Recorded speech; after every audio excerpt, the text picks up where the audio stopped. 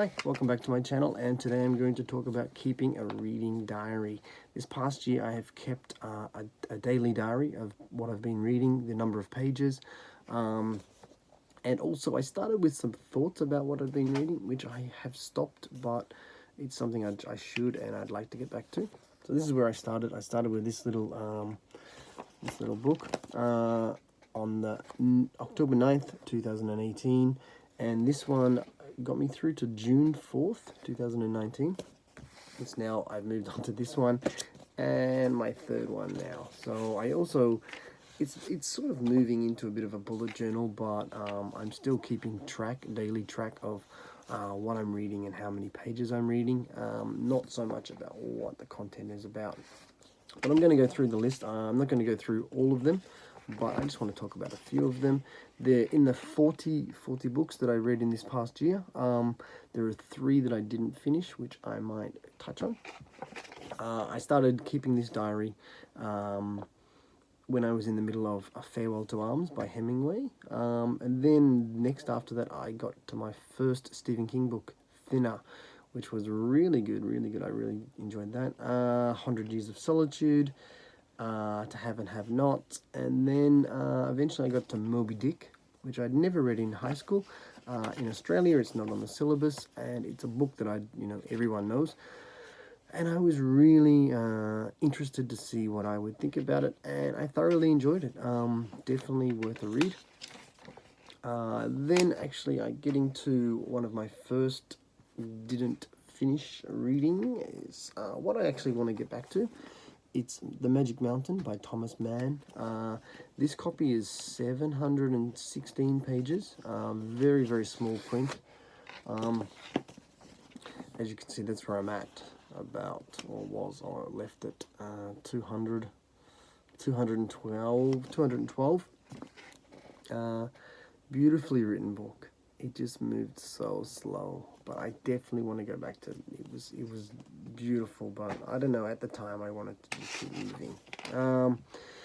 Then I also got to Gone Girl. I've never seen the movie, but the book was probably as good as the movie. I heard the movie was fantastic. It was a fantastic book. I really enjoyed that. It was a really fast read. Once I got into it, I couldn't put it down.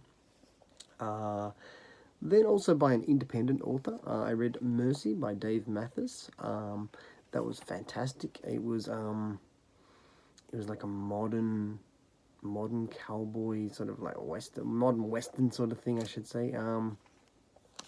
It was really good. It's been a while since I've read it, but I thoroughly enjoyed that. I want to revisit that. Mrs. Dalloway, I didn't get to finish, by Virginia Woolf. That is my second did not finish. One I really enjoyed that was that I didn't know anything about when I started reading it, but found it absolutely fascinating, was this one, The Assistant by Bernard Malamud. I'd never heard anything about it. It's obviously a bit of an older book, in the 60s or something. It was printed, but it was fantastic. Really, really, really fantastic book. Definitely worth a read. Next I went through a couple more Stephen King.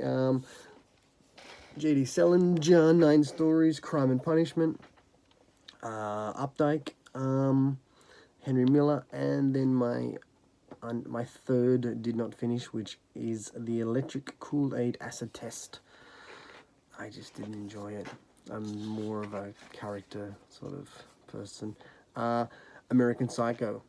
That's some of the reason I also put that Kool-Aid book down, is I got my hands on American Psycho and I just burned through it. That was fantastic. That was an amazing book.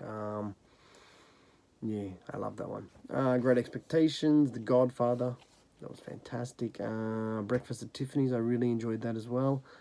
Fight Club was also my first time reading Fight Club just recently, and I really enjoyed that. Of course, I've seen the movie. Actually, I made a small video about that, which I will link down below if I can. And my final one for the year was I Am Malala by Malala Yousafzai. Very interesting book. I'm sure you all know about it. You've seen the cover. Really worth reading. So that was it. That was a bit of a run through of some of the books that I've read in the past year. The 40 of them. I'm very proud of that. And what have I learned about keeping a diary or a journal, a reading diary, a journal, is I found that this happens actually in just even outside of reading, but when I set like a goal, and I don't achieve it, it has the opposite effect. So I just found, by just doing my best, like just reading what I could, and then just the next day just making note of how many pages I read. Sometimes it was 10, sometimes it was 12, 15, 16, 30, 100. It varied from story to story, from book to book. And I just found not having that pressure made the reading much more enjoyable than, I have to read 20 pages, I have to read. So that was one thing I'm going to definitely carry into my next year of keeping a diary. I'm not looking to double that number. I know there are some people on here that read 100, 200, 300, 400, or maybe. But they read a lot more than 40. And I don't, I'm not going to push myself, but all it means, to read more is to just, you got to do less of something else. And if you're using, maybe if you're using your phone too much, like I do sometimes, it's just a matter of me putting down my phone and picking up the book instead, or not. What I like to do is I like to set time limits with my phone. If I do want to jump on Instagram or social media like Twitter, I will just I'll put the phone down for, I will use the phone for like 10 minutes. I will set an alarm, and then I will put the phone down, and then and read. And also, if you're not reading a book and you find you are just picking up your phone and it's taking a lot longer to get through a book than maybe usual, then maybe put that book down, which is, maybe I should have done a little bit more frequently than just 3 books. But yeah, maybe you aren't enjoying it, and is it worth really just pushing through it? But yeah, okay, thank you. Hope you enjoyed that. If you've got any comments, let me know. Tell me how many books you've read in the past year. Do you have a goal to read? Read a certain amount of books in a year. Definitely let me know. Thank you.